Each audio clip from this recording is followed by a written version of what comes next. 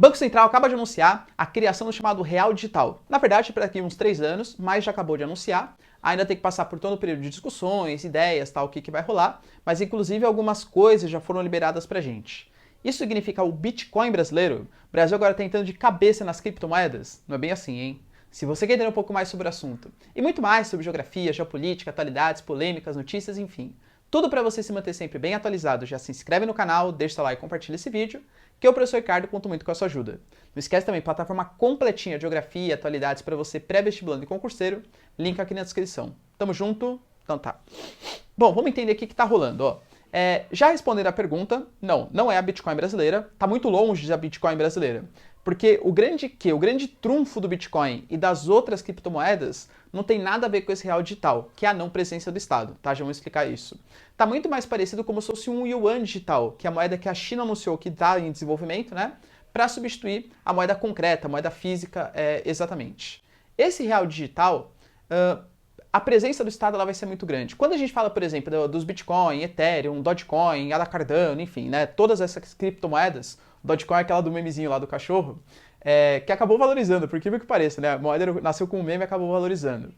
O grande que é que justamente não tem interferência do Estado nisso. São empresas privadas ou pessoas físicas que criam essas criptomoedas e aí com base no laço, na confiança, elas vão enriquecendo ou não. Claro que tem toda uma questão, né? Os bitcoins a partir da mineração, tem moedas que não gastam tanta energia, cada um tem a sua particularidade. Aliás, o Bitcoin, o dono mesmo, efetivamente, né? Existe uma fantasia do cara que criou o Bitcoin, mas ele queria que fosse uma moeda das pessoas, não fosse uma moeda de fato de alguém, né? Então ele mesmo não diz quem é o criador, a gente não sabe quem efetivamente é o criador do Bitcoin. Essa é a noção de uma moeda completamente descentralizada, digamos assim. Quem faz a regulação dessas trocas é um sistema chamado de blockchain. O Bitcoin é um dos mais desenvolvidos, né?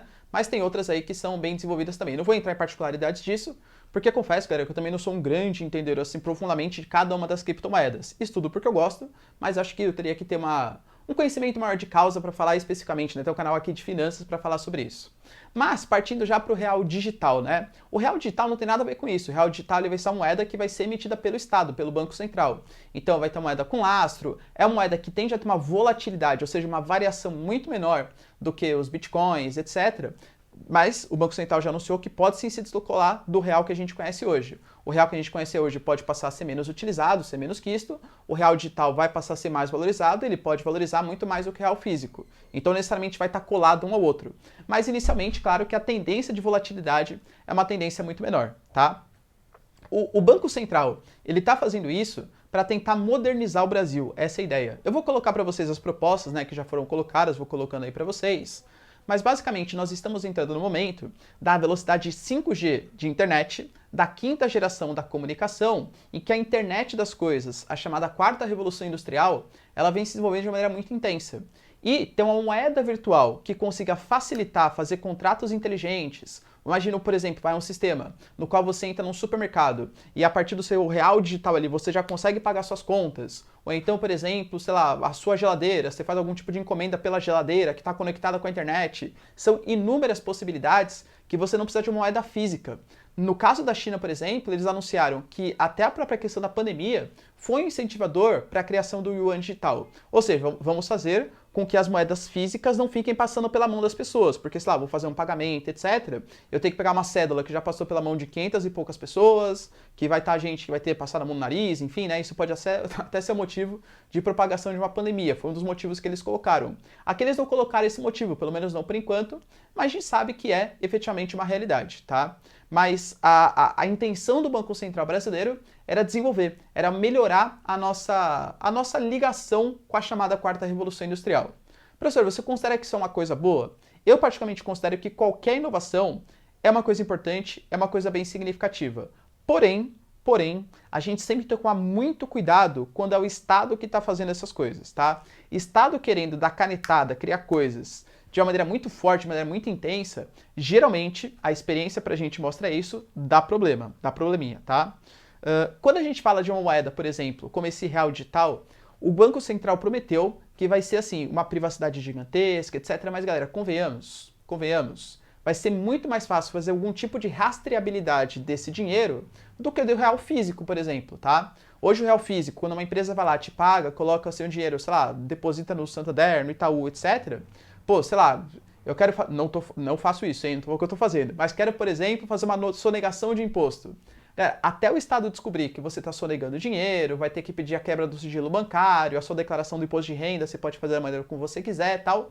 É mais difícil o Estado conseguir vistoriar tudo isso. Imaginou no momento, por exemplo, que o Estado, a partir do real digital, ele vai poder controlar todas as transações financeiras. O quanto que te pagaram, o quanto que você pagou. Isso pode fazer com que o Estado consiga controlar mais a economia, as finanças do país, aumentando, por exemplo, as arrecadações de impostos.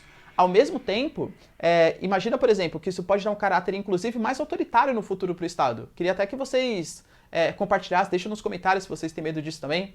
Vou imaginar que, por exemplo, o Estado define que, sei lá, comer açúcar não é legal. E aí ele faz com que todos os supermercados ou todas as transações não aceitem pagamento por, sei lá, crianças menores de 12 anos que produtos que tenham açúcar. Então pessoas menores de 12 anos não podem comprar açúcar. Ou, por exemplo, sei lá, vamos pensar... o Estado quer boicotar uma empresa, então aquela empresa não vai mais aceitar o real digital. O Estado impede que aquela empresa aceite o real digital. Isso pode fazer com que o Estado ele coloque as mãos na economia de uma maneira muito intensa, porque ele vai controlar digitalmente o mundo. E eu confesso para vocês que essa é uma grande preocupação minha, tá? Então entendam bem a diferença. O real digital é uma coisa, é uma proposta interessante, vai inserir o Brasil em novas questões da chamada quarta revolução industrial da internet das coisas, mas em nenhum momento parece um Bitcoin, tá? Porque o Bitcoin é uma coisa completamente descentralizada, Estado nenhum pode meter a mão, ele pode impedir que se comercialize, mesmo assim mais ou menos. Já o real digital não, é o Estado aumentando a sua influência, é o Estado conseguindo controlar mais as coisas, obviamente porque vai ter conectividade, todas as transações, com o chamado Banco Central. Tudo bem, galera? Deu para entender a diferença aí entre o Bitcoin e o real digital? Não é um novo Bitcoin, não é a criptomoeda brasileira. Beleza? Galera, se vocês curtiram o vídeo, então, já deixa seu like, se inscreve no canal e tamo junto. Beijos, abraços e tchau!